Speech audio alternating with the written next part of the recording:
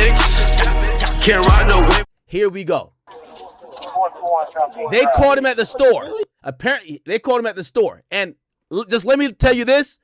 I know they called him Baby Threat, but they might as well call him Baby Bop. He was crying like I would be crying. Like, look at this guy. Listen to this. So they find the gun in the store. The gun that Jam told him to get rid of. You working? I need a copy of the business license. Copy of the business license, yeah. I'll stay right here. Okay.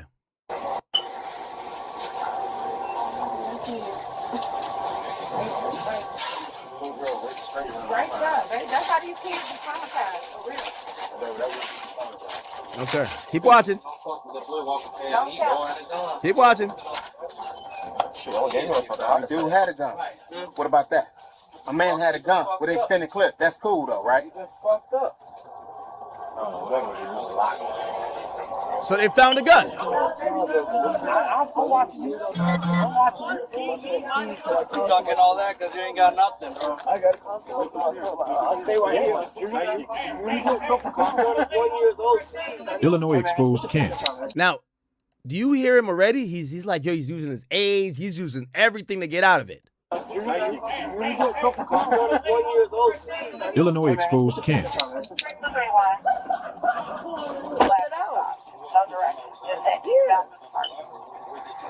They say, I don't know You got your phone? from, but he came in the back. Illinois exposed camp. She don't know. Excuse me. Hey, we need a copy of the business license. Okay. What you saying, officer? Illinois exposed camp. Trouble with nothing. I just need Hey, your boss. business license. Illinois exposed camp. I didn't say it's just day 6352 South King. That's why I was asking if you saw any. Okay. Now, they're transporting him to the jail now. And you hear on the body cam, my man is sobbing. Look, matter of fact, he starts sobbing before the car take off. Fuck it.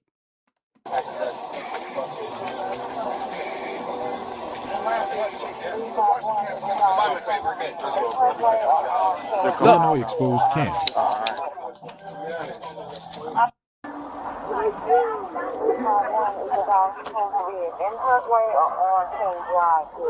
Man, get my man a pacifier or something. What the fuck?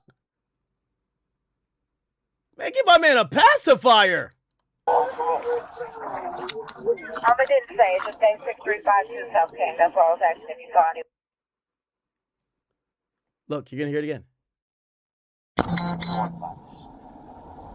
Hey, Kiana's coming back around in the building in Compton. Illinois exposed camp. Oh, nah. It's one of them cries. Like,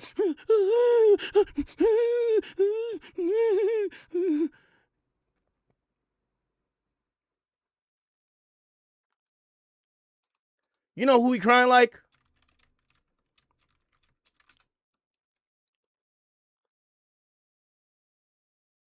He crying like this nigga right here.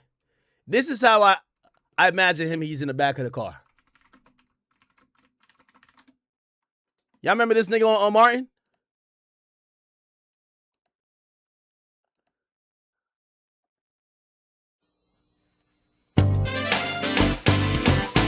Ticket. You're gonna win a car. Tonight. That's how he crying. It's not nose. Teach you some better. Hey! Watch your mouth. Don't holler at me. Here! You ain't gotta holler at me. That's how he crying in the back of the car, y'all.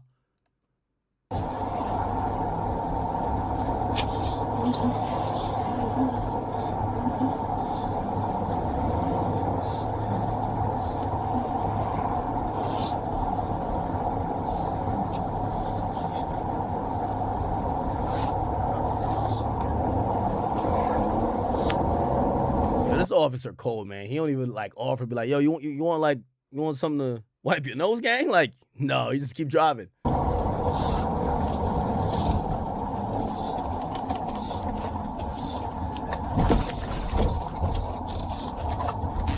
Illinois exposed camps.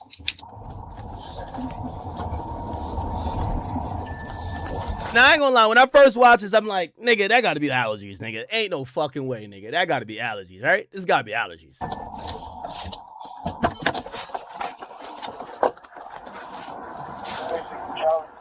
Here we go now. Watch this. Come on.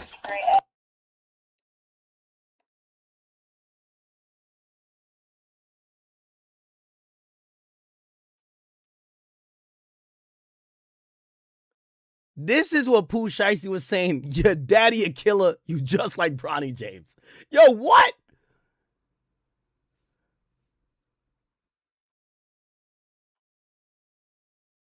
Man, I fell down to my knees when the law came.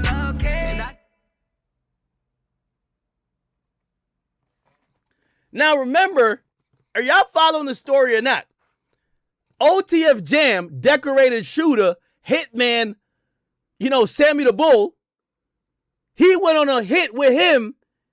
I guess we gotta blame Jam because Jam supposedly let him have the gun afterwards, but he told him to get rid of the gun. He didn't get rid of the gun and got caught with the gun. And when he gets caught with the gun, he's crying like this before he get to the station.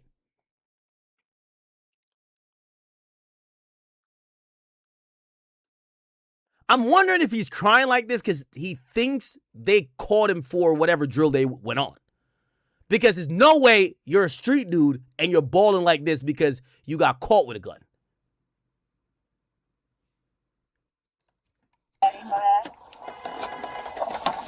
Illinois exposed camps.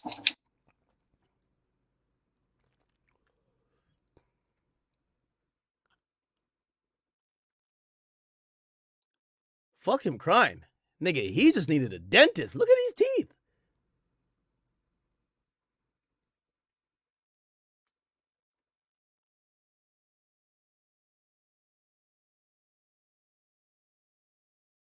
Shit's scattered. Anyway.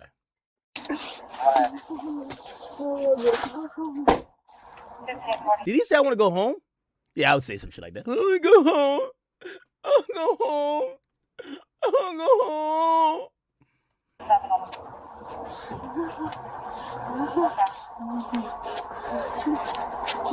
Hey, stop it. Stop it.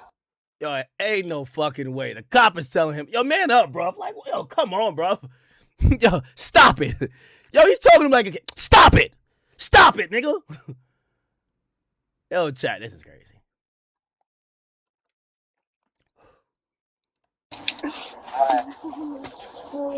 So if we're assigning some blame, we're going to get to where Jam, clearly has whatever. But this is Dee Dee's younger brother. We got to blame Dee Dee a little bit because Dee Dee, you grew up with your brother, and if your brother was not like this, you shouldn't have him going on drills. You should tell your brother to stay in school. We know a lot of gangsters who their brother ain't like that. Their brother is a Fortnite guy. He plays Warzone. He does Roblox. Okay? Why did you let your brother get up in the gang? Now, here's the thing, too. Because his brother is Dee Dee, he probably gets preferential treatment. You get what I'm saying? They never seen this side of him.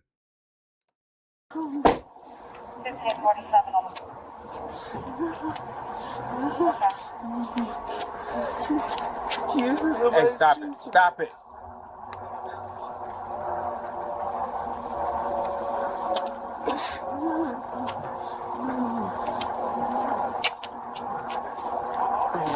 Illinois exposed camps. Chat, he literally says to the cop, I will tell you about a murder, I swear.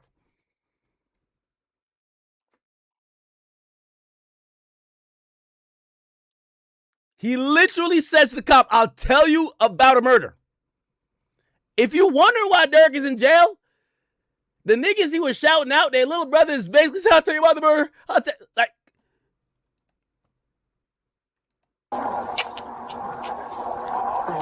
Illinois exposed camps.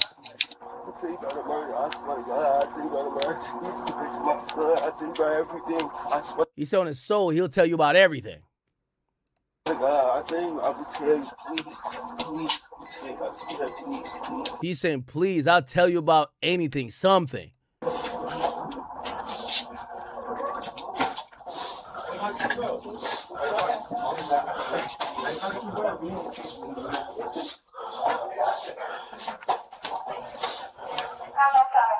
Yeah, fuck the McDonald's. Nigga couldn't wait for Wendy's, not even White Castle, bro. That brother couldn't even wait for White Castle, dog. He could not wait even for the White Castle, bro. At least Young Thug waited for the cookies. Young Thug waited for the cookies. He was not going. Shout out to Thugger. You had to bring the cookies.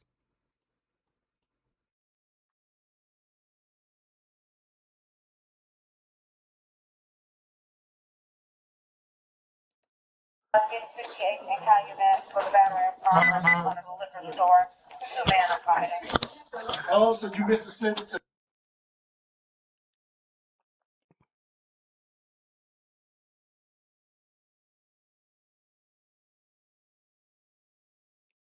Now he's yapping. I don't even know why they took that part out. Hold up. Man, they taking this man pants down. He got his hands up. Don't shoot. This guy's sobbing. Yo, this is pathetic.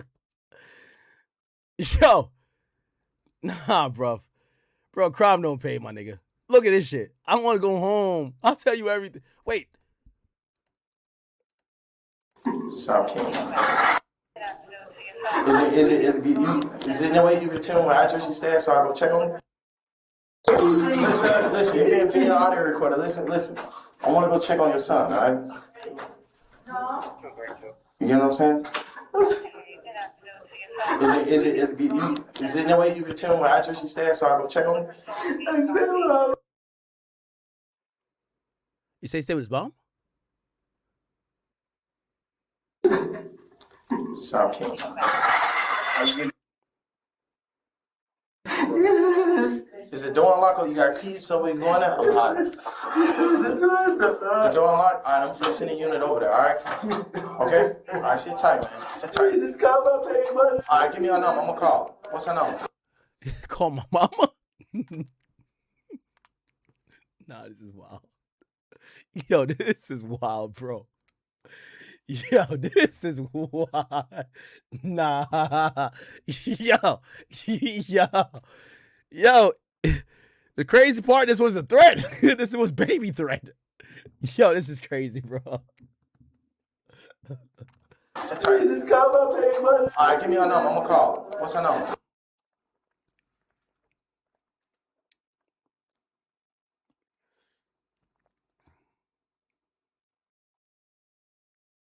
Wait, hold on. You gotta relax for me, because I can't understand. Relax.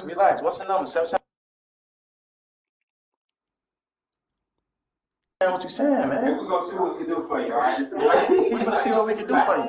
You gotta relax for me. Don't fucking relax, man. I'm gonna get a bus to prison. Relax. Give me No, I'm saying, what you talking about? I'm trying to get that.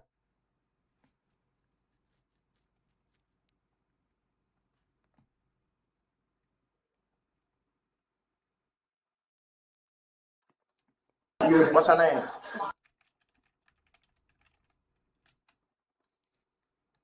Alright, let me call. Hold up. Sit tight. Hold on. I'm gonna come talk to you. Sit tight.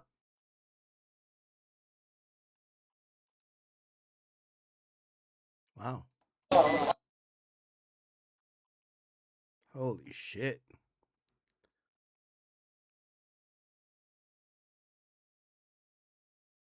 Shout out to this guy.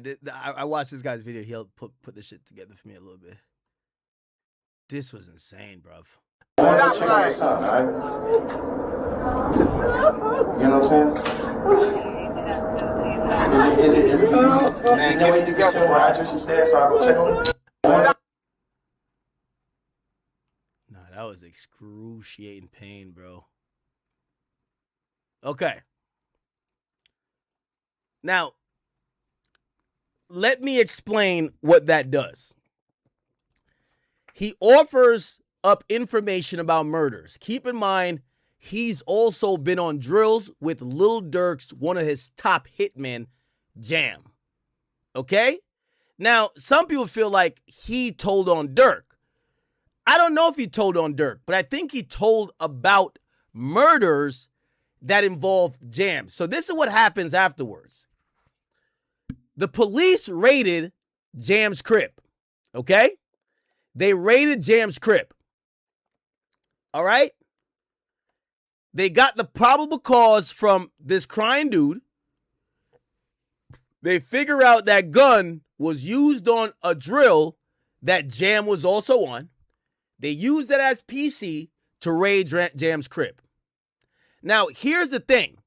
This dude gets up out of this situation. Because his brother is OTF Didi, no one is thinking that this body cam exists. They're not thinking he's crying and telling the cops, I'll tell you about a murder. If anything, they're thinking he's holding it down. His brother is Didi. Okay? So what happens is when Jam gets raided, essentially, they're starting to think maybe Jam got some other shit going on. Or they're on to Jam. Not realizing that OTF Didi's little brother done told the police about the goddamn shit with Jam. Okay? Now, the next part's a little bit unclear to me. But apparently, there was also a situation where money came up missing from OTF. So the dude gets out of jail or whatever, and apparently some money become missing. And remember, if there's going to be someone that they don't trust, even though he's the top hitter, he's the murderer, they're not going to say, if OTF Didi's your main man's, you're not going to say, I don't trust OTF Didi's brother. That's his bro. If you trust him with your life, you kind of trust his bro because he loves his bro, right? And he trusts his bro with his life, right? So Durk and them start to be very weary and distrustful of OTF Jam. They start feeling like he's on some shit. He ain't being forthcoming. He might be dealing with the feds. Ultimately, the feds lock him up on a traffic stop. And on the traffic stop, he was riding with some dude. Like, I think his cousin. His cousin's a civilian, doesn't do no crime. And when he gets locked up, apparently he's caught on body cam because he had a switch on him. So he got pulled over, he got a switch on him. You know, he's been to jail for 12 years, and third is like, fuck, a switch is going to cook him. They start to arrest him for the switch, and apparently he shouts out, yo! He shouts out to his cousin, yo, cuz, tell him that's yours. Tell him that shit's yours, bro. The cousin's a civilian. The cousin basically does not take the switch. Jam finally gets jammed up there. Durk and him think he's working anyway. And at that point, Jam, after getting no support from Durk, no payments from Durk, supposedly starts working with the government.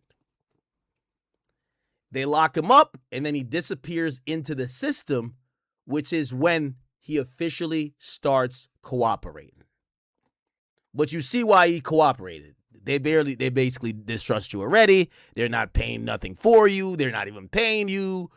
Like, they've thrown you away like you're dirt, despite how much hits you've done for them, allegedly. What happens next is actually interesting. Supposedly, Jam didn't fully already start to testify, but he was moving weird. Durk is hearing about how he was complaining. It's sounding a little spooky. What happens after is, remember when Durk handed him the money and he's like, yo, make sure you take this, like, yo, your baby mom's? OTF Jam baby mama gets killed. Allegedly, they believe to scare him to not cooperate, they clap his baby moms. This should sound like a movie, Chad. His baby mama dies. There was light rumors about it back then. Here we go. Hard in the world they come from, and in the game. Year 12 years. Okay. Now, granted, I will say this: there's not much linking Durk to the murder of his baby moms. His baby moms, I believe, was a male woman, and she got killed. And they did arrest somebody for the murder, but it was a 15-year-old, and there was no clear ties to Durk. But this quote unquote streets in the narrative was saying that was a way to try to warn or scare Jam about snitching. So his baby mama get killed. 20 murder of Durk's close. Durk's team has remained. Affiliation became. Oh my God! It's an AI video. It's an AI video. Pouring money into art. Okay, this is an AI video. Anyway, yeah, a lot of people are making videos claiming. What's up, fam? This your boy Cut to the Chase TV. They know snitching comes with it. They know the private jet and flew to a. Found out that Lil Durk wasn't these two people killed. One, Stephon Mack, who killed Lil Durk, brother D-Thing. And let's be clear on that. If you listen to Lil Durk lyrics, if you listen to Lil Durk interviews, he makes it clear. Okay, so actually the feds do think this, even though there's less evidence. Everybody that he lost, he avenged their death. He'll tell you he got to get back for his brother D-Thing murder. He wore a wire around him. Feds think OTF Jam is the key to putting Lil Durk in jail. Yeah, I'll pull up the tweet if I can. So that's before all of this got officially added into the Vicar stuff. Lil Durk, OTF Jam, baby mama. Let's see if we can find that tweet. It's an old tweet. It's an old tweet, y'all.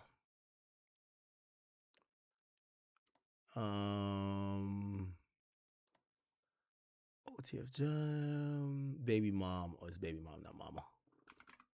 I'm trying to find the tweet. Because that was a really... Okay, here we go. Oh, that was a Flacco tweet. Okay. The feds believe Lil Durk paid to get these two people killed. Stephon Mack. Stephon Mack, he's actually going to be facing trial for that. Okay? For the murder for hire for that. But apparently, according to the feds, they also believe that he got OTF baby mom killed because this is incorrect. Because supposedly we have not heard about Jam wearing a wire. Maybe he did, but we haven't heard about him wearing a wire.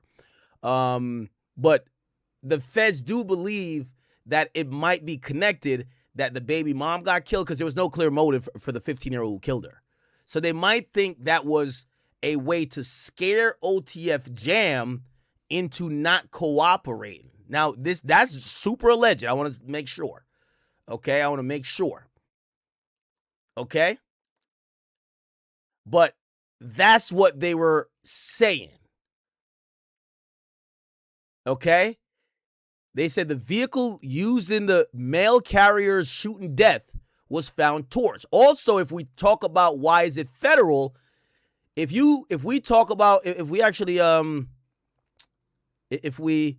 her name is Octavia Redmond.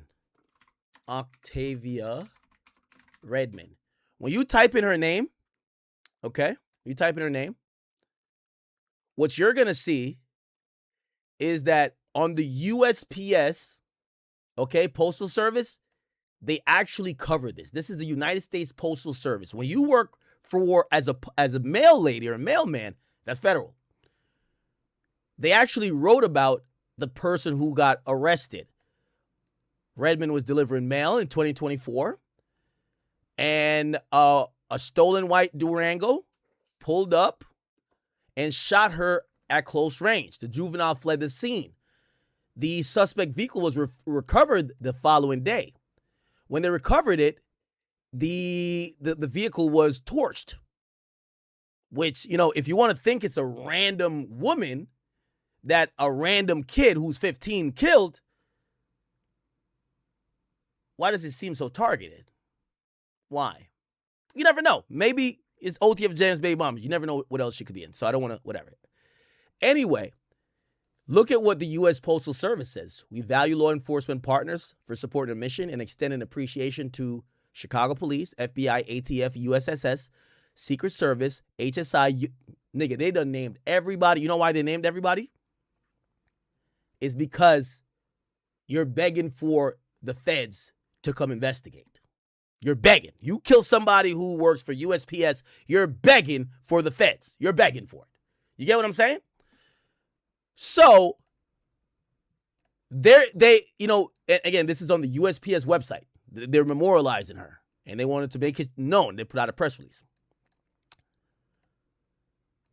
So, that's a part of the extended thought by the feds and why even more they want to get Durk. Okay?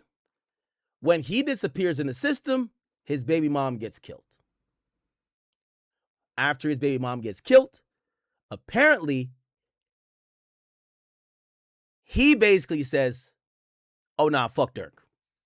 Instead of it having a reverse effect saying, all right, man, shit, like, yo, I got to just stand tall. He's like, fuck that nigga. That's when he fully cooperates. That's when, like, he's making an Instagram saying, I'm Sammy the Bull. What am I doing that some other nigga didn't do? And that's when he starts putting up shit like this, where he's cussing out people. Okay? And he's, he's going in this shit. I can't even lie. He's going in. He's going in. He goes in even on Boona. Boona, you know you want lame ass nigga. I wish I would have known your little hoe ass was gonna go home and choose side when you was just around. You saying all that good shit in my face and went right home and got on goofy dude's dick. But that's what hoe niggas do. Instead of saying how you feel, but you didn't do that because we both know how that would have turned out. I would have made your mama cry when she saw you. And it wouldn't have been because she was happy to see you. It would have been because because I would have broke your face before you went home for sure. And you know that you goofies only play with me when I can't see y'all. In my face is a different story. Niggas be hoes, but y'all gotta live with that though. Y'all just really need to stop making the world think y'all these real thug ass niggas and whole time y'all really be hoes. Remember, Boona is the one on the phone that was laughing with Durk about Durk saying he didn't pay him. Okay? Hey, Jayski, check this out, dick rider. I ain't lie to your face about shit. And when the discovery come out, you gonna see I'm not how the feds got onto us. So he's basically saying, for everybody who blamed the downfall of OTF on me, I'm not the reason why it started. Now, he not denying that he's snitching. He's just saying he ain't the reason why the feds got onto them. Or built their case. None of that shit. Niggas did. But I'm gonna let the paperwork come out because they're gonna tell it all. Goofy. So stop playing with me. Your mama lost enough already. Be there for her before I turn my LP up on mommy grave. Damn, he talking crazy even while telling. Go and keep sucking Booney's dick. A nigga who ain't even go on 64th and get your dumb ass. When I went on 59th and told that man what was going on, he said you shouldn't have went down there. Your pop's a hoe, boy. Yo, open your eyes, little goofy. Or you just too lost to see the truth. That nigga told the whole world he was going to shoot a video on 64th and was 100 deep, ready to go down there. His bitch ass wouldn't go. Stop playing like that's who you look up to. I got on his ass and he used his grandma to make me not beat his ass on Little Mo's grave. Look, I don't even give a fuck. If I didn't do something, ain't no nigga gonna FaceTime me and tell me they on the way to my crib and beat my ass when they get there. I don't want to talk or tell a nigga his bad. My grandma gonna be at us. Booney, tell your son the truth. Nigga, his daddy a pussy. Holy shit. Holy shit. Yo, Jam on his elbow shit. Jam on his elbow shit. I gotta keep it a bean with y'all. Jam on his elbow shit.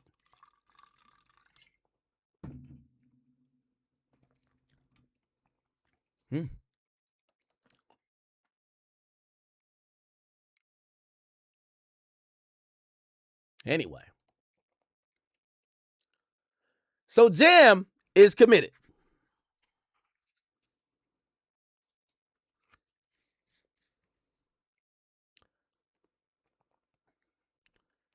I don't have to tell you the story of Vonnie, who's also a cooperant.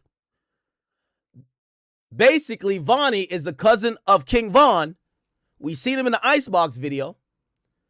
He's the one who helped plan the whole travel to LA. He got the gloves. He got the hotel. He got whatever for the killers. He got them the guns. Once he figured out that the shooters were telling, he basically said, I'm good. And he tried to cut a deal himself. His father told on him, basically saying, Vonnie's trying to get a deal to get out. Vonnie said, fuck this all for one, none for all shit. Nigga, they want Durk. Clearly, the prosecutors, the AUSAs have told these guys, yeah, we know you helped set up that shit, but we know you helped set it up because Durk wanted it done. If you deliver us Durk, we could talk. Here's the thing with OTF Vonnie. OTF Vonnie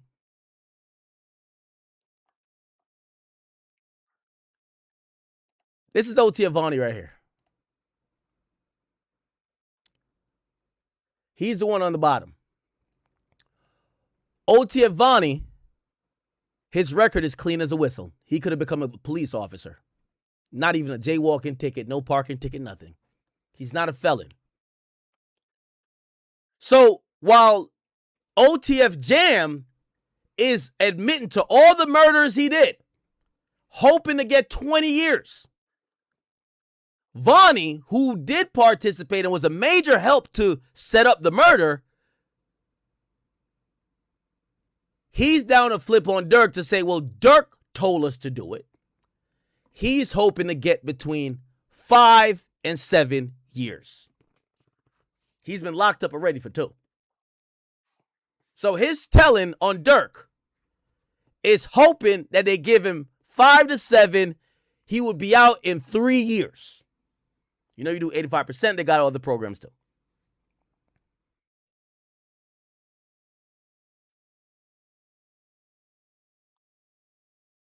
Okay? Now,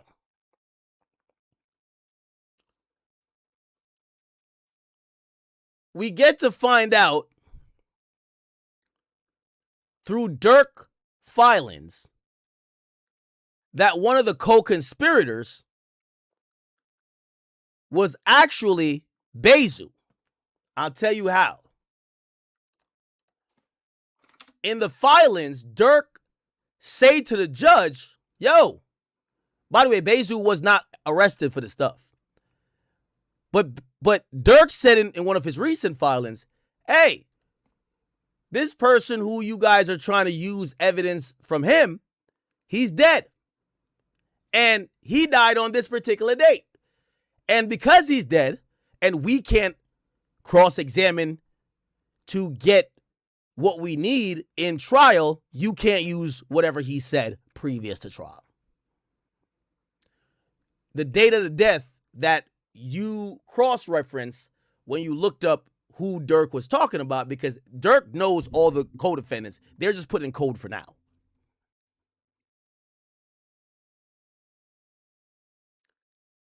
They realize it's Bezu, but Bezu is dead.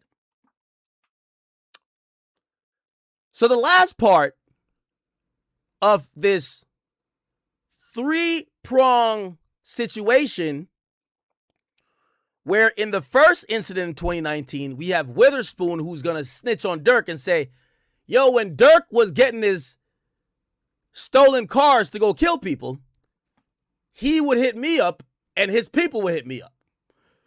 Remember, that's why they're trying to charge Durk with RICO? Because they're saying Durk paid for these strikers, not only for him, but also for other people who wanted to do other bullshit. So he's going to connect that dot. And he's going to cooperate. Witherspoon. When it comes to Lil Pob, the shooter, Jam, The guy who helped plan it, Vonnie, they're both telling on Durk. And Baby Threat, who's connected to Jam, is the reason why Jam kind of got jammed up. And also may have offered information about murders that may have been for Durk. So there's 3 possible cooperators there. There's even more. But we're talking about the main ones. It would take us probably 2 hours to get to every single cooperator. It's a lot, y'all. So what's the last situation? Well, the last situation is sliding for D thing. And Stefan Mack, when was Stefan Mack murdered? Stefan Mack, he was murdered January 27, 2022. It's expected that allegedly, chat. Remember, Google this. When was OTF Jam released?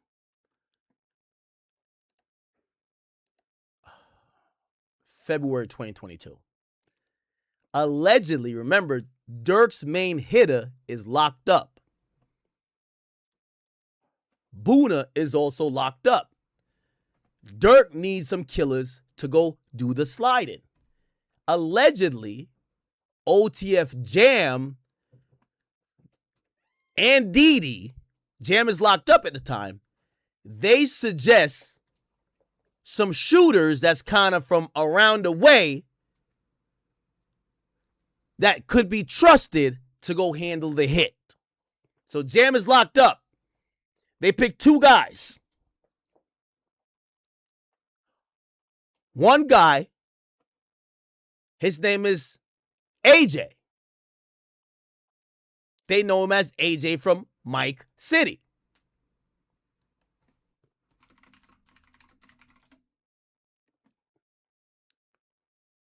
His real name is Anthony Montgomery Wilson. And on this hit, he takes another man with him, a guy named Preston Powell. In the hood, they call him Marley. This is why, and this is another fatal mistake by Durk. Jam, he's been a pro. But he did fuck up when he took Baby Threat on the goddamn drill, because when Baby Threat got caught with a gun, can I tell you about the murder? Quick. Jam is locked up. Durk needs a murder to be done. Got to slide for his brother, ASAP. They get these 2 guys out of town that supposedly Didi and Jam say, oh, them 2 could do it. Or really, yo, AJ got this shit. Okay? These 2 happen to be the worst criminals ever. Ever. I hate to say it, but they hired 2 goofies. 2 boofers. Sorry to say, but it is what it is. First and foremost,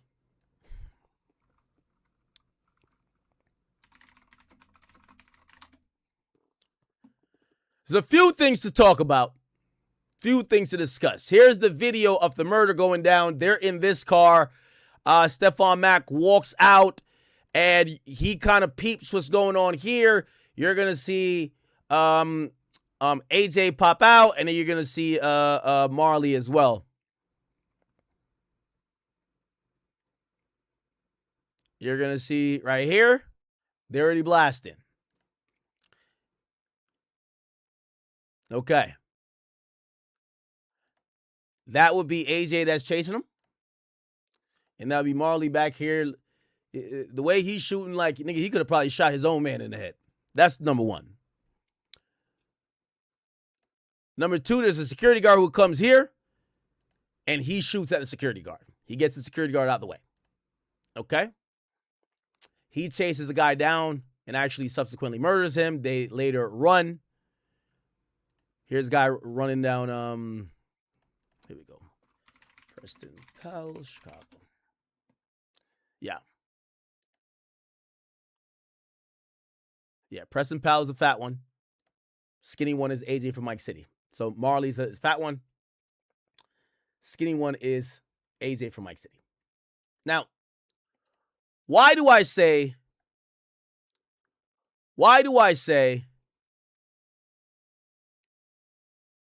these guys are the dumbest criminals ever? Well, let's just address the obvious. They abandoned the vehicle after they murder him. It's two of them. They run in separate directions. I didn't get to the dumb shit yet, even though that's still a little bit dumb, but okay. Why leave the vehicle? Fingerprints, all type of shit. Like, that nigga fat. You know there's some food crumbs somewhere. Come on, bro. Anyway. One of them, actually AJ, leaves his cell phone in the car. Just leave the cell phone in the car. They won't catch us.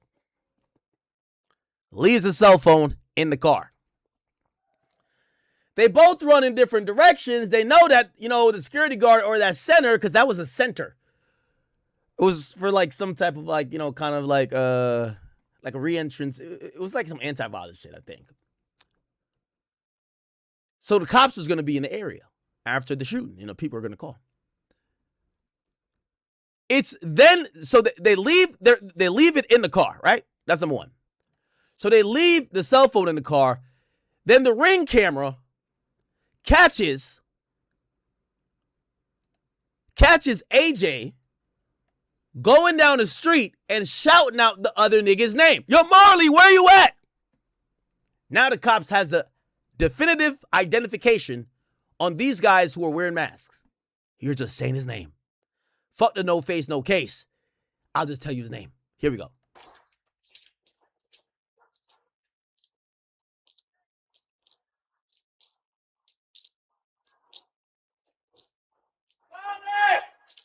Perfect.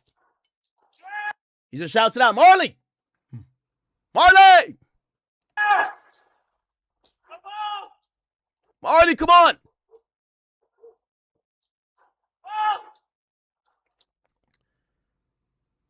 Criminal of the year. Criminal of the year. But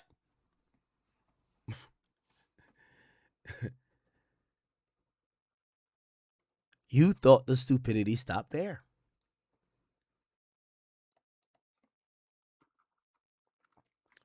Marley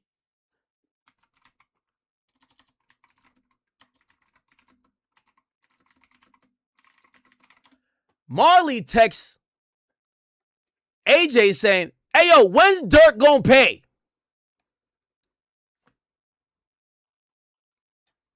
Immaculate.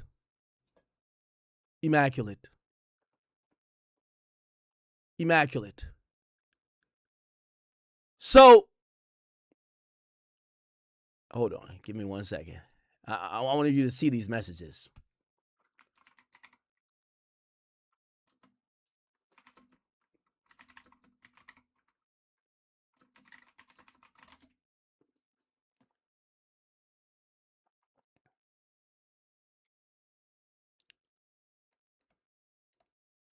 So, there is a text where it is asked, when is Durk going to pay us?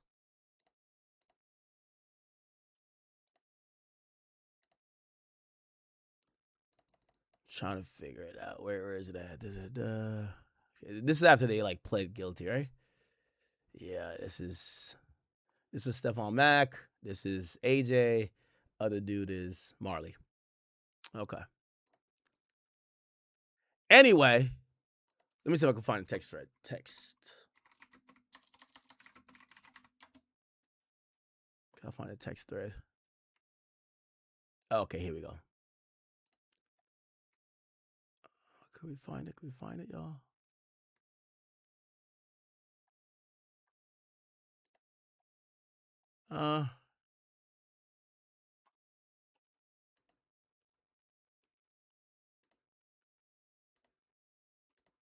Oh.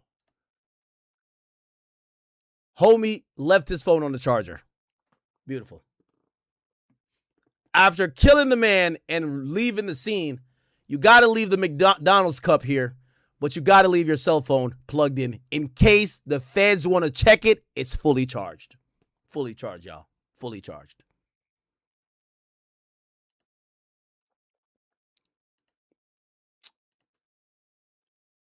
Now, let me see if I can find this. I don't want to have to pull it up in documents again. Fuck.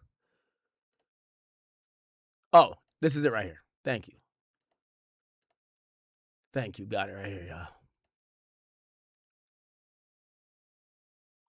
Oh, this is not even it. Oh, that's not the end of it. So they start texting, and when police pull the text, they realize Durk paid for this because they're saying, did Durk pay?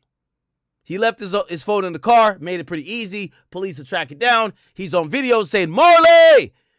Okay, good. So they lock up one of these guys. Actually, both of them. Now, when AJ's locked up, they realize this guy's dumb as a box of rocks. You know what they do? They take another inmate and they say, hey, listen, we'll give you a deal. Just wear this wire and go talk to this retarded ass nigga, okay? Go talk to him. See what you could get out of him. They plant someone in his jail cell. And while he gets a new cellmate, maybe he's just lonely, he then goes on to reveal everything that incriminates Durk about the plot of how this was a well-hired hit. Look, they said the 3 excerpts the government wants to use against Powell are these. This is AJ, right? He says, next thing you know, that's a dub. Remind me when we were having a conversation, Ken told me like shit, he is 70 ball right now. Basically, they were saying that Stephon Mack is worth 70,000. You know what I'm saying? But man, I'm trying to get him to go to 90,000 for that shit. Okay? We trying to get 90,000 out of them for murdering them. Now the nigga's locked up for the shit, and this is how he's talking. So CS is the person who they planted in the cell. They said, damn, for a motherfucker. Montgomery says, for youngin. Stephon Mack's hood name is youngin. Caught him. Hook, line, and sinker. Here's excerpt 2.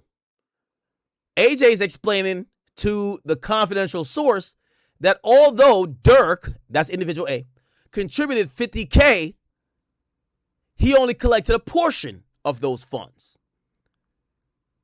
AJ says, look, this what Jam told Didi. Remember I told you? Allegedly Jam and Didi got these bozos. This what Jam told Didi. I mean, he told Bondo. Bug, he said, man, Durk give up $50K, shorty. He only paid me a dub, so that's like $30K missing. Remind you, I'm locked up. So basically, he's saying he only got paid a dub, $20,000.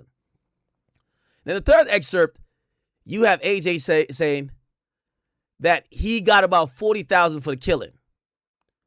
So the confidential informant said, what? So altogether, you got 35? He said, man, 35,000, man. Then another 5,000 from JD, man. And it was which they were supposed to give me 100 for that, shorty. They really owe me 100,000. So he admits that he got 40,000 for the killing. But Durk only contributed 20K.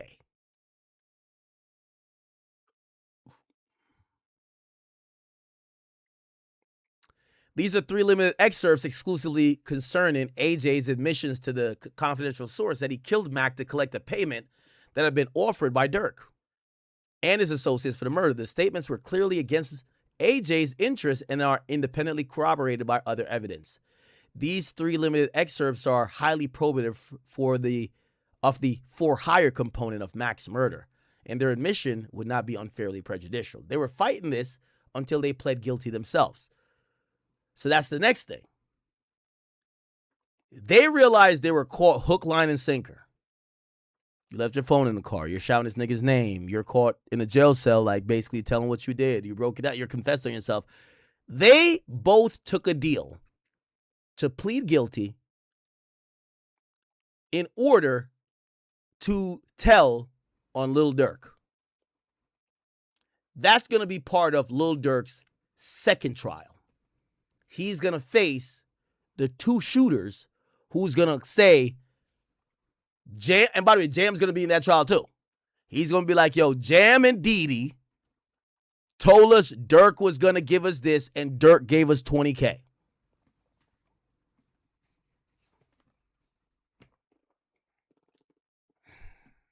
It's a lot, y'all. What I've just described, and it took me over an hour to do it, Chat. I've described the major things that the police are claiming they could prove against Durk, whether through informants, whether through evidence that they have gotten over the years. By the way, we still haven't gotten to the fact that they got Durk's phone outside the crib. They got Durk's phone from the home invasion. Okay? They got Durk's phone from the home invasion, and what fucked up Durk is that Durk's girl, India, tried to cop to it. She said, I shot the guns because technically Durk's a felon, he shouldn't have a gun. Now, it could be different in a home invasion situation that guns are available that other people could legally own because it's a castle doctrine. Durk should have never said he had the guns. Durk should have let his girl say she had the guns. Except the cops realized they were lying because they had inconsistent stories. The way the bullets were fired, they weren't aimed at somebody. It was fired in the air.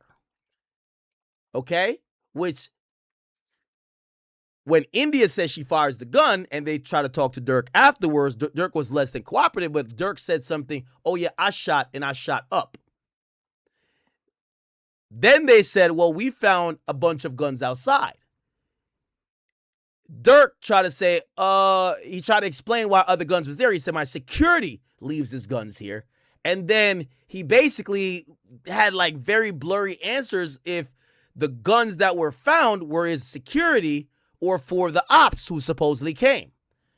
Because of the inconsistencies and because they realized Durk's story and his girl's story don't fully match, and because Durk's a felon and they realized Durk's a gang member and they realized there was a lot of cash that was there. By the way, it wasn't seen as nothing was taken. There was still a bunch of cash that were still there. That was also that made it funny. Another thing that made it funny is there wasn't like forced entry. They came to a specific entrance as if they knew the house. So if it's ops that clearly knew the spot. That seems like a close that back door. It don't get snaked by, right? Exactly. So what the cops did in investigating it, they seized Durk's phone. They took Durk's phone and they kept it for 5 years. Durk never got his phone back. They're trying to now use Durk's phone in this particular case, and Durk was fighting it. It's a mess, y'all. Do y'all remember this? Lil Durk phone. Let's see. No, Lil Durk home invasion. This was it. Okay. Units towards that area. Another broken window. That's on one side is Chateau Glen, and on the other side is going to be Bill Webb. See if you can get Hall County going that way. We got several busted windows. Simple. You good, Sarge? I'm pushing. Huh?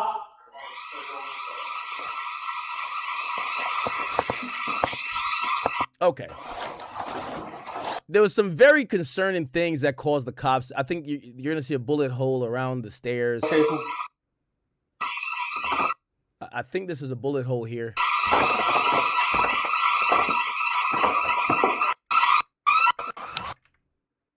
I go from the interesting part about a home invasion, clearly, if it was ops, the ops just wanted to kill him because there was money down there by the basement and it was untouched. Let me show you. Look. All right, you got to go downstairs. Here's when they go downstairs.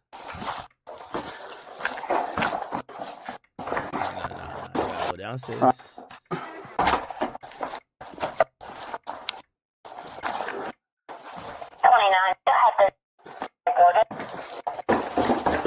This is when they go downstairs. Okay. Here we go. I think the money's in this room. 10-4, see if we can get units towards that area. Got another broken window. So that's 10-4. On one side is Chateau Glen, and on the other side is going to be Durk.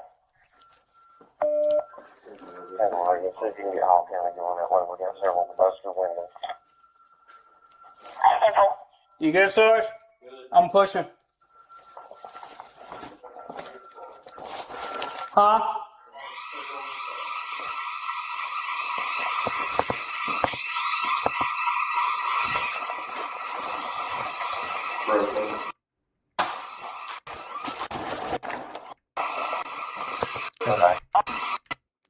Essentially, there was a lot of money, and you could see some debris from the shooting. They come outside. Durk and India pull back up. Also, which was interesting, it was Durk and India who called the cops. It wasn't even a neighbor. It was interesting because now Durk, when they come back, Durk doesn't have a shirt on, which might be a thing where if he shot, if you know anything about gunpowder residue, you might want to get rid of the shirt. But he's also in the back seat of the car. Like a face mask on him? Was there any babies present? What's your last? Okay. So y'all were upstairs asleep. What'd y'all hear? Oh, it sounded like glass. Just big noise. Okay.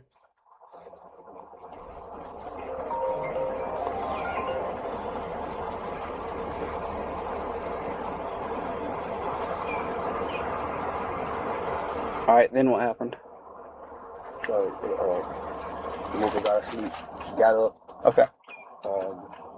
My security always leaves guns like around the house. Okay. So I hit a break in. She grabbed a gun. Okay. We creeped out the stairs. Okay. That's when we see like 2-3 people like lifting their head up. Okay. That's when the shooting happened. They ran. Okay. When I ran up, I told her to go in the closet. And she dropped the gun.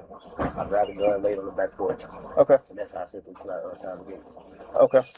Now, did they shoot at you or did you shoot at them? I shot it. You shot at them? Did they? They shot too. Did they shoot first? So she said, I shot, and then Durk jumps in and says, they shot too. At you, that's what I'm asking. So they shot first. Okay. India, a real one. She's taking that. Look at Durk. Durk's making sure you wrote that shit down. Durk ain't shit. Yo, India, a real one, man.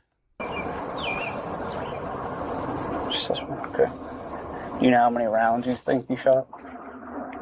Just a round. I know you. Just a few rounds. Okay.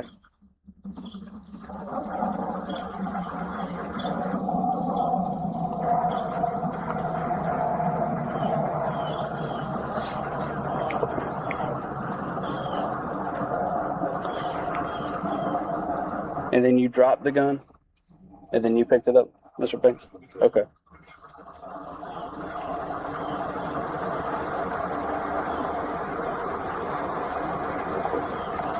All right. So then once you dropped it, you picked it up and ran to the back porch. And then what happened? Did you say you laid down and watched them? I laid down. Okay. And they started screaming. I thought something. I couldn't really hear it. They was like, oh. Mm-hmm. And I shot too. You shot back? You shot at him? Okay. Okay.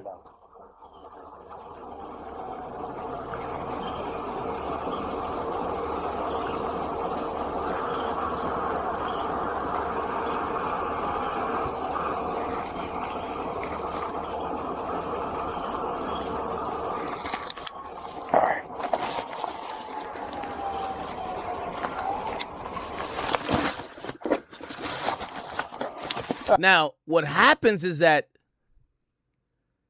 they start to realize the story doesn't make sense. Durk's a little bit like, both of them, but, people could also say, well, they're African-American, like they come from Chicago, they have a bad relationship with the cops. That's why they're not like, oh my God, thank God you're here. All right, just give us a little while. We got to get everybody here. Once we know something, we'll let y'all know, okay? It was locked. Yeah.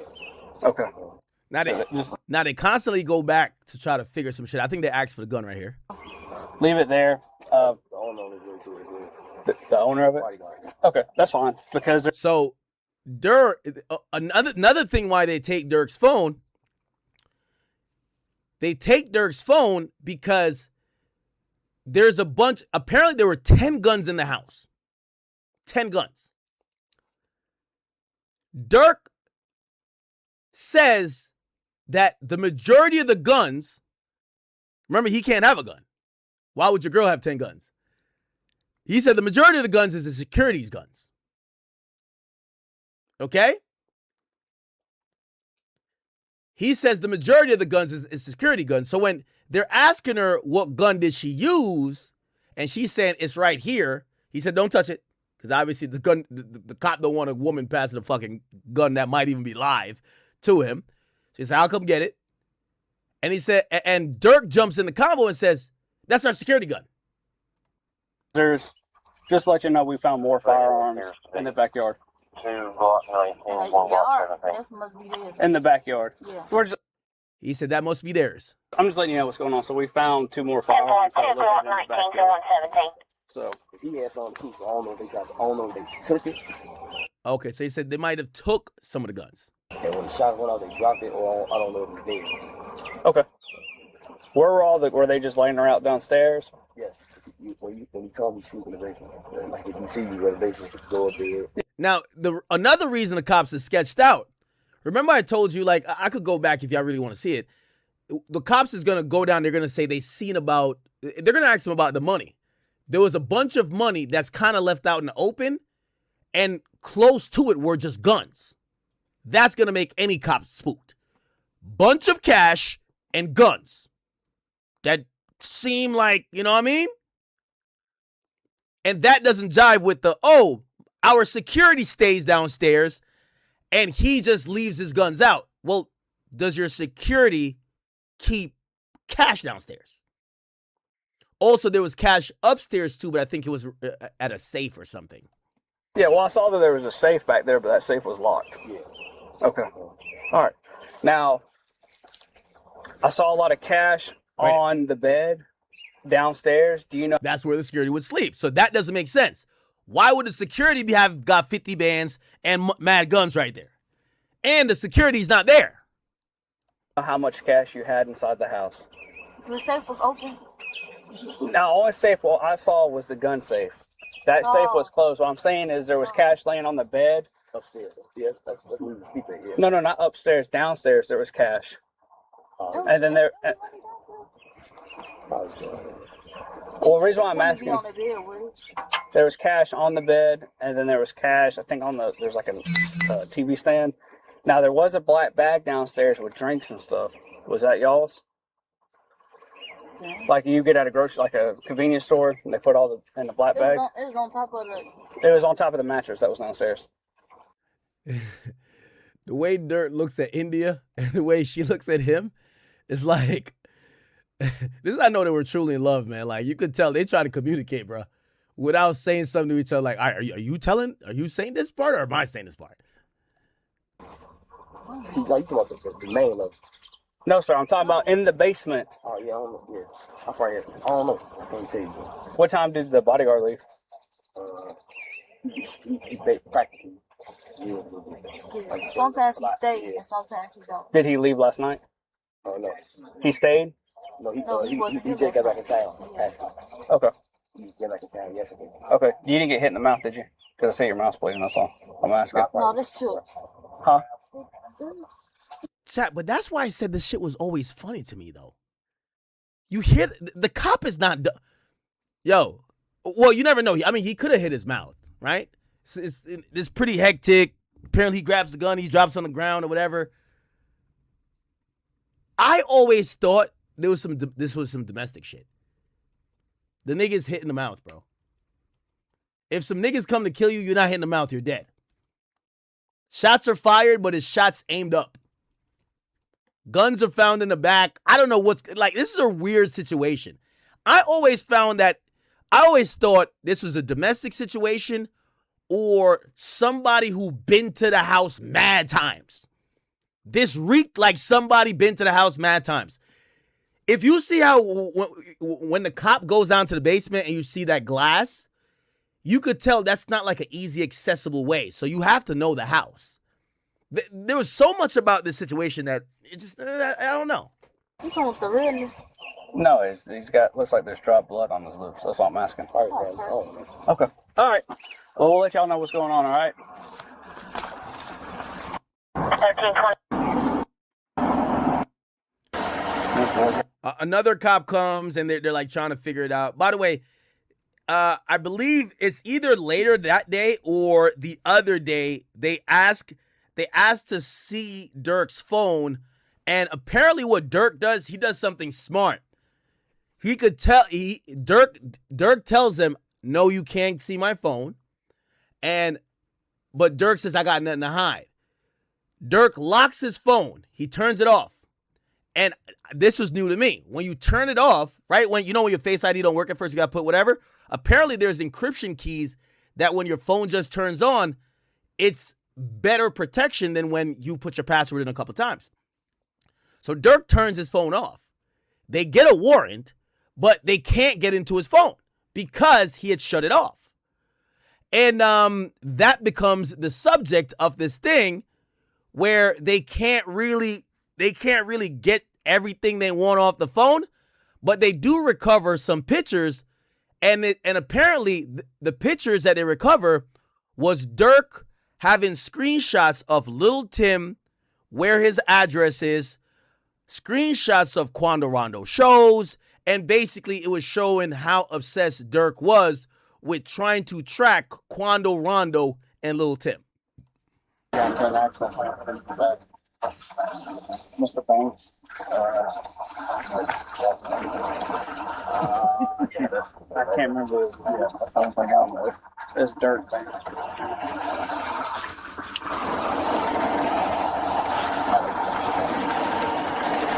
We're able to get guys out towards Delaware.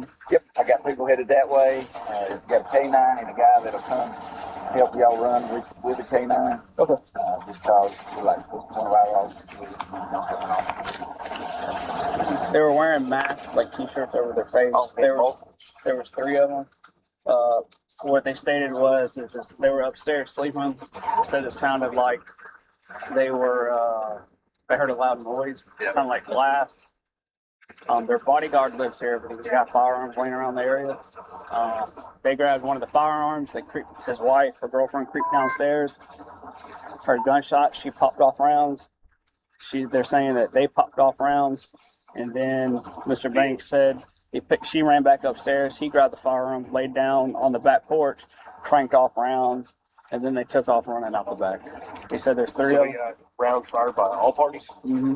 The weapon that they fired is inside their car. I haven't touched it or retrieved it because I don't know. The actual perpetrators fired too. Mm-hmm. There's shell casings inside the house, 2 or 3. Sarge said he found weapons in the back as well. Yeah, that's the thing. They didn't really find other shell casings. That's another thing that was weird. There's a few shell casings there, but it seemed like it's fired in the house from downstairs up. Not even from upstairs down. I'll get it. I just there might be in my passenger side door. It's Sunday, all right. All right, I'm trying to call some. I was trying to call that.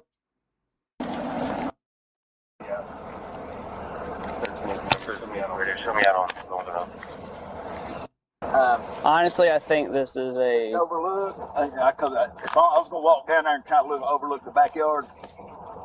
We haven't walked down there. I'm gonna leave it alone until because we cleared. Just in case. They came in from the bottom. Okay. And the next thing is came from the bottom. They came in from the bottom of the house. See that's the odd part too. So they came from the bottom of the house, which is back here. Oh yeah. Because back here is not too thick. But see, how would you know to hit this specific house? Oh, he knew. They knew somebody. Yeah, they knew. Yeah. This is the yeah. This. I mean, I'm just saying. Burglary with bringing your own firearms. Nah, that's not around here. Well, their security wasn't here, and he lives here. That's what I'm saying. Somebody knew. Just happened to hit on a day security. Somebody knows him. Well, he's his fame. Say anything. Well, what I'm saying, his fame. He's one of the rising. He's one of the rising R&B. R&B. No, I'm just saying he's one of the. His music is good. Create.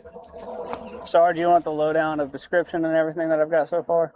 Yeah, I'm gonna need everything. But is K9 got a track? They're on the way. We got a blessing on the way. They're running code to get Stay here. off the scene until they get a That's what I mean. They come in and out the back, so I'm just. Here's around back here.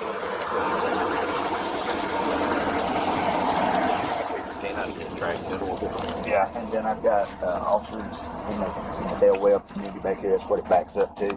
I believe, if I'm not mistaken, we tracked somebody from this back here, down here, just last year. Back that through was here. missing juvenile. Yep. Yeah. Back through here, and which it all backs up to the Dale Webb and all this stuff, which is still part of. Well, there's another entrance. Yeah, there's another back there. Yeah.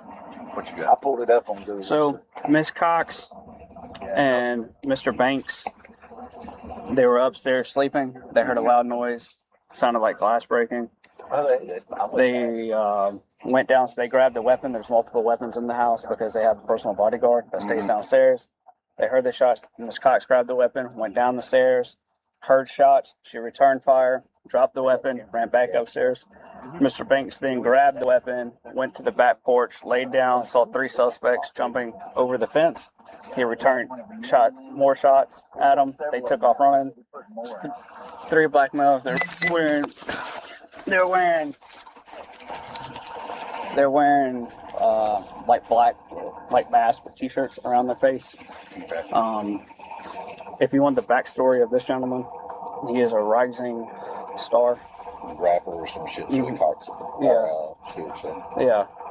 So they also say that after they realized that Durk is a gang member, that piqued their interest to look into gang situations. Okay? There's broken glass downstairs in the basement. There's broken glass upstairs. As soon as you walk in, I saw 3 casings, one upstairs, one on the stairs, and one at the bottom of the stairs. Okay. Hey, call Spears so you don't dig up the scent. I'm gonna come back around here. Your crime scene log. Yeah. Your crime scene log's been started. Crime scene tape's up only in the front. Yeah, that's fine. That's it, and I just got their information. Who's this? That's one of them. That's Miss Cox. The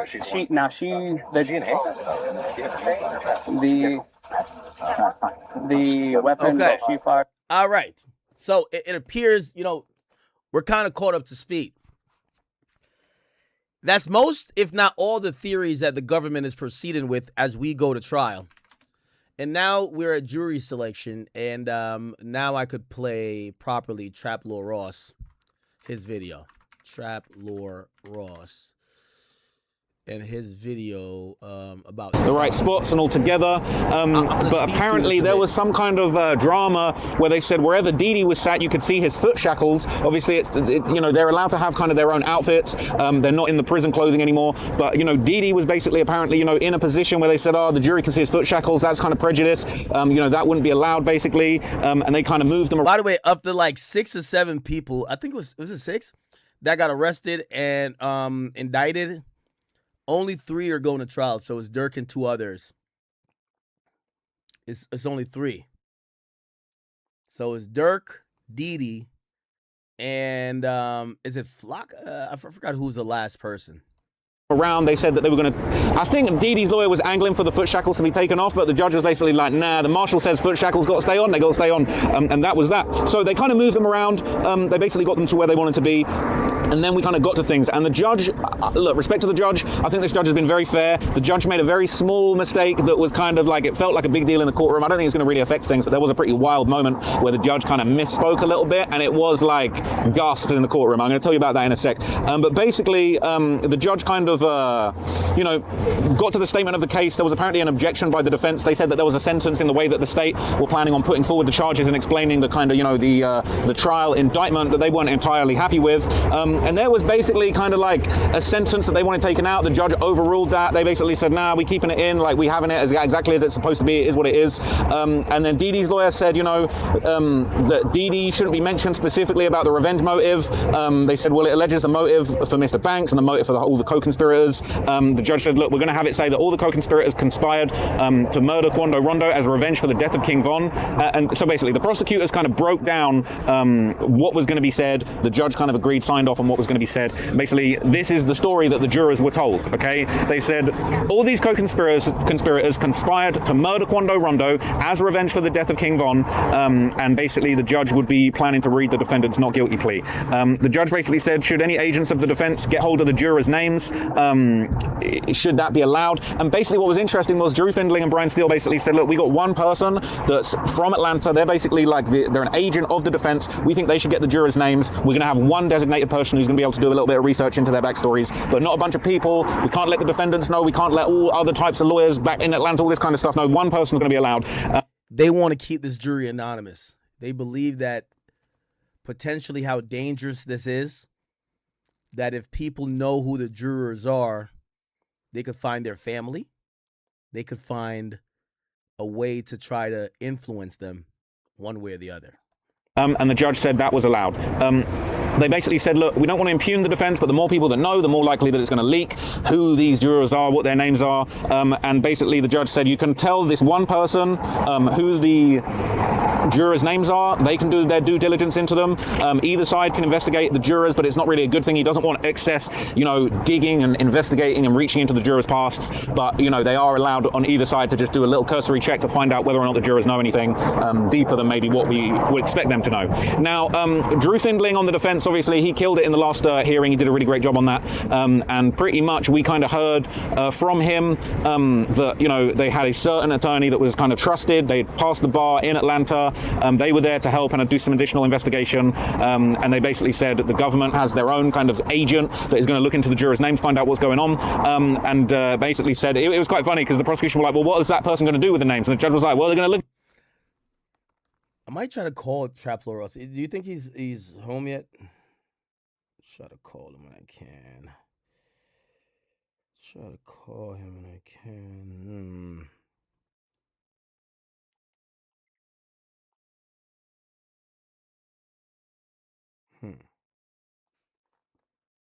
Look into them. Like that's is what it is. They can't have someone else look into them. There's this one person. They're going to do online searches, just a limited amount of additional investigation into the jurors to make sure that there is nothing improper going on. That's going to be in addition to the questionnaires that are going to be handed out, that have already been handed out to the jurors. And basically, the judge went over what the jurors would be told. They said the jurors' names can only be revealed to these lawyers and one case agent on either side.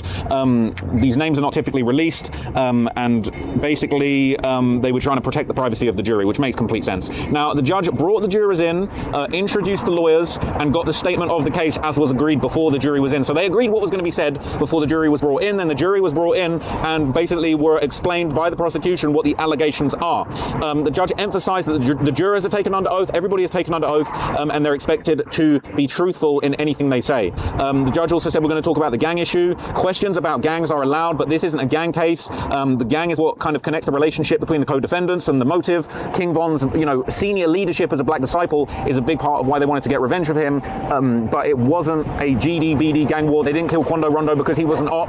They killed him because he had been involved in a rap beef with King Von, who was a famous gangster, and unfortunately lost his life in that quarrel. Now, they basically said the jury isn't allowed to ask if someone's a member of a gang. They can listen to the testimony and they can kind of get an understanding and decide what they believe. And the judge made it very, very clear. They said that, look, they could decide based on the testimony that they don't believe any of these guys are in a gang, but they still think they committed the murder, and vice versa. They said the jury could decide based on the testimony, yeah, everybody's all part of the gangs, they're all BDs, but they didn't conspire to commit this particular murder. So it was very, very clear, and the judge gave really great instructions just as far as like where this Okay, so this is jury instructions, y'all. This is really important because remember, after this trial, it's going to take 2 to 3 weeks. But the government says they have 35 witnesses. Durk says he has 25.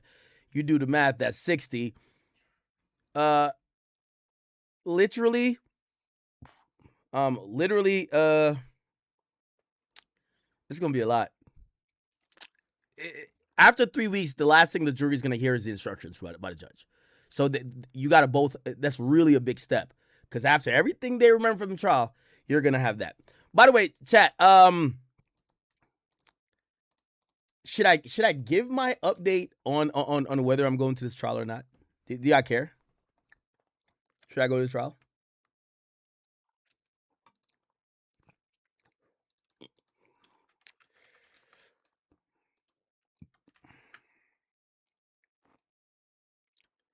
Okay.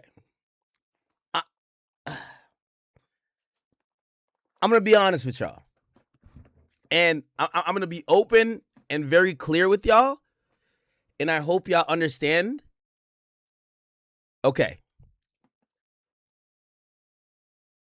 I do want to go to the Durk trial, and I will. I don't believe, and I probably shouldn't even say this, but I will. I probably won't be there for the beginning of the trial. Okay? Do you want me to tell you why? I'm going to tell you why. It's a legit reason. So,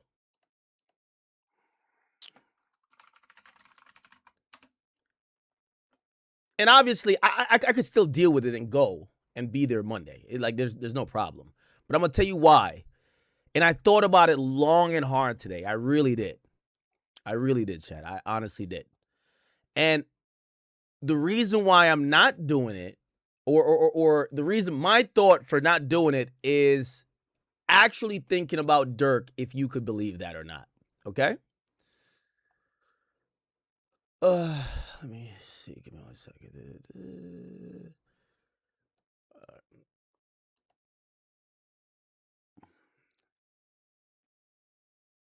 Okay. I'm going to show you exactly why. So, even though I've never been subpoenaed and I'm not listed as someone who the government claims they want to talk to or wants any info from me, when you look at the exhibits that got entered by the court, they're using my interview with Durk. Now, I told you, I'm in New Jersey. They have not subpoenaed me. They have not asked for extra footage or whatever. There is no extra footage, by the way. But they have not tried to involve me in the case. I don't want to show up day one and they're like, "Oh, Akademiks here. We're using his shit." They are using my content. Look, excerpt from Banks' interview with Akademiks, they're all admitted. There's about 5 things that they've admitted. Actually, more than that, because I own the podcast with Takashi, that whatever. So I don't want, when I show up, they say, "Oh shit, the guy who owns the content is here. Let's fucking hit him with a subpoena." They'll cook a subpoena for me in a day. Even less than a day. They're probably So I don't want to get subpoenaed, truthfully, where now they're saying to me, "Go give us X, Y, and Z to send Durk to jail, or let's put you on the stand because you fucking interviewed him." So I thought about it, and this is how I'm looking. I mean, obviously they could subpoena me if they want to. Like, I'm not hiding, but I'm in Jersey. Clearly, at this point, it's so late in the game. Are they gonna make sure I get to LA for a trial? No. If I was gonna go to trial, I would do it for myself. So until they deal with the exhibits with me, I don't want to go to court. After there is no longer anything to deal with my interview, which means if I show up to court, it's no use to even put me on a stand or try to get stuff from me because they have already went through that. I don't think I should be there. Does that make sense? I've not been subpoenaed. Somebody said I'm scared. Nigga, that it's to help Durk. If I go there and they subpoena me and they say, "Oh, okay, we're using 6 exhibits that you own," we might as well just try to throw you into the mix or ask you for official copies of those. I don't want to be submitting anything to the government to hurt Durk. So it's one of those where I'm saying, and I thought about it. Now, granted, if I did go, I would have to go under advice of a lawyer because I have to understand that they might subpoena me, honestly. Okay?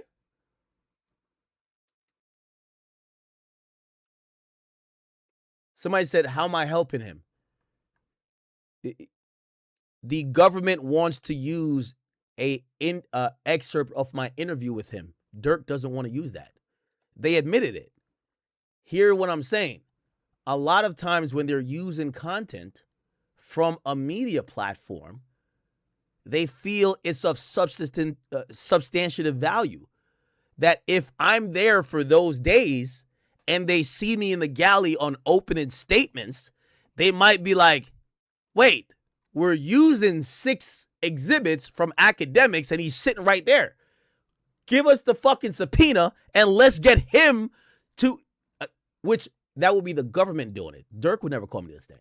You get what I'm saying? So somebody said, stop overthinking it. No, that's actually a thing. So here's what I came up with. Maybe I think I should call 6ix9ine. No, but 6ix9ine hates Durk. Fuck. And I've ran this by some legal.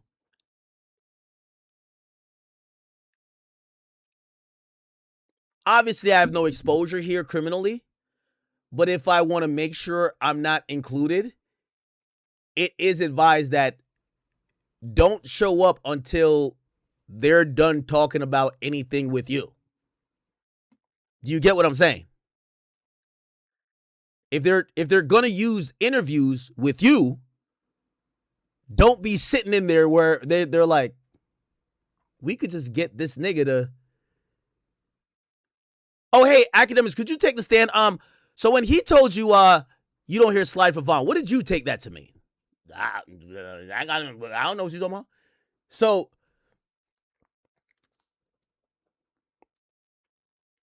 okay, let's do some callings. All right, I'm gonna call 6ix9ine Whack Myron.